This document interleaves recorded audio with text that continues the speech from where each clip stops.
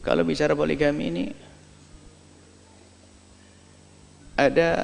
harus hati-hati. Karena apa? Ada masuk wilayah yang menjadikan orang menjadi antipati dengan poligami, itu melanggar syariat juga. Ekstrim kiri, anti poligami melanggar syariat. Di sisi lain ada orang yang main-main poligami juga melanggar syariat, sehingga menodai poligami, sehingga dianggap poligami itu hanya main-main. Jadi poligami itu harus ada tujuan. Yang jelas kaum wanita jangan mengingkari poligami, tapi ada di dalam Islam. Di sisi lain, hei kaum pria, jangan main-main poligami. Poligami dibuat jadi bahan untuk bangga-banggaan. Sehingga yang belum wajar, belum mampu berpoligami, maka harus melakukan poligami gara-gara dibisiki sama kawannya, dijorokkan, katanya sunnah apa? Apa yang dimaksud dengan sunnah? Sunnah itu artinya pernah dikerjakan Nabi. Sunnah bagi Nabi. Sunnah Nabi artinya pernah dijalankan oleh Nabi SAW. Tapi poligami belum tentu sunnah bagi anda. Kembalilah kepada hukum menikah dulu, wahai kaum pria. Menikah dengan satu orang saja, menikah dengan satu orang, Imam Nawawi, pakar fikih dan hadis juga, Imam Nawawi mengatakan, nikah dengan satu wanita pun ada hukumnya haram, ada hukumnya wajib, ada hukumnya sunnah, ada hukumnya mubah, ada hukumnya makruh. Menjadi wajib menikah kalau memang anda mampu satu istrinya, tidak bicara dua, satu istri saja hukumnya bisa menjadi haram.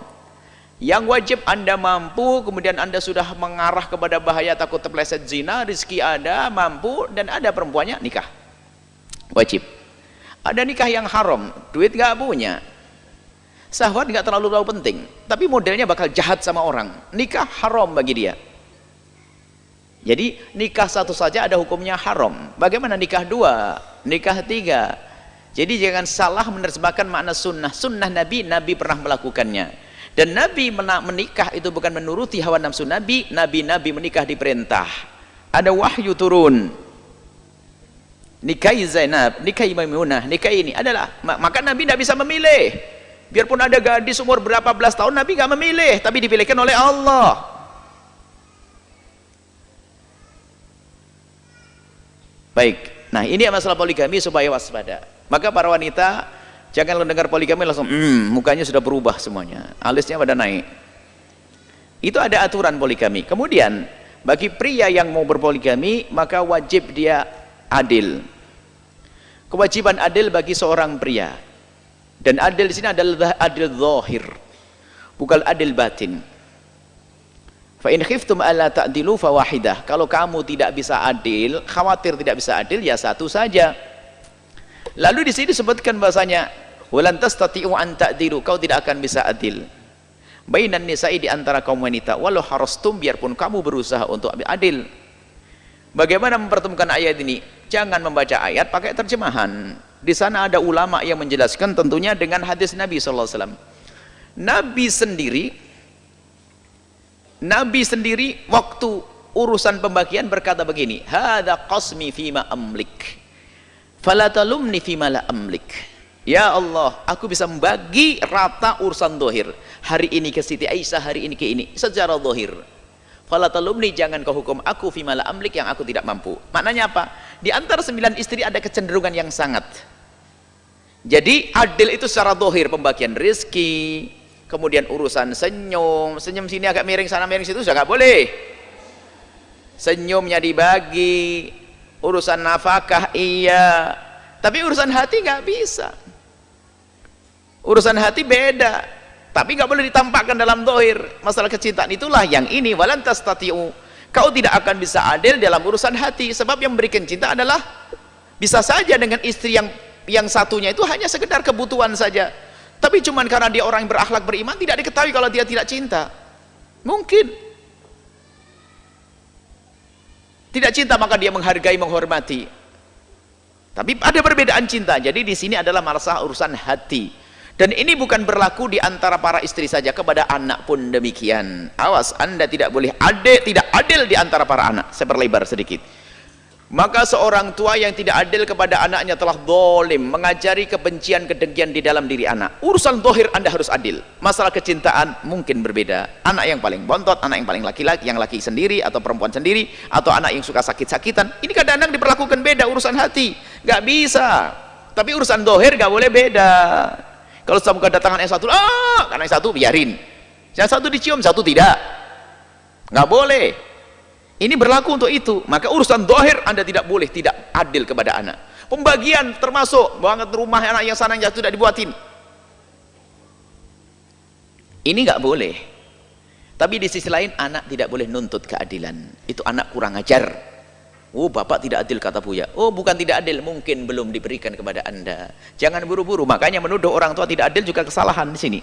Kalau ternyata kok kakak dibelikan rumah karena kakak nikah duluan, atau kakak berlebih capek, atau kakak ini, nggak usahlah kita suudon kepada orang tua. Ini kebusukan jiwa sang anak. Jadi kalau ternyata seorang anak melihat orang tuanya belum adil, tidak perlu kita menuntut. Sebab yang diberikan oleh orang tua adalah sudah banyak sekali.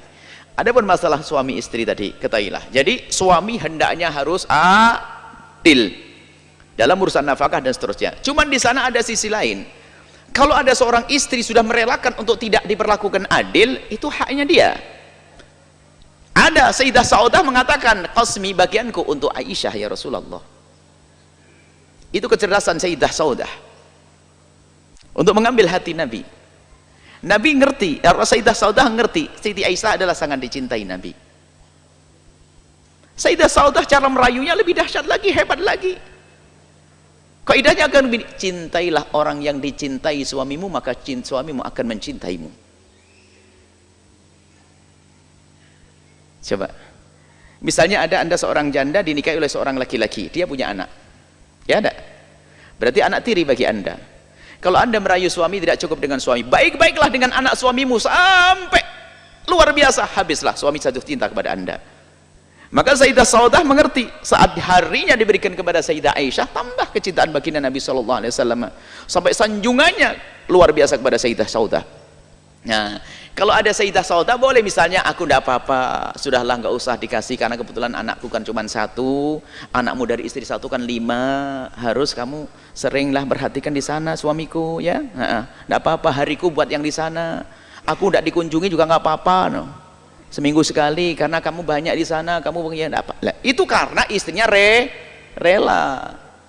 Hal sah-sah saja bagi seorang istri mengatakan seperti itu. Atau karena istrinya pengen zikir banyak, pengen puasa terus, pengen ibadah, bang sama istri sana aja bang ya, biar saya banyak sholat banyak puasa, sebab kalau ada abang di rumah saya nggak puasa nggak sholat malam. Akhirnya mungkin saja seperti itu.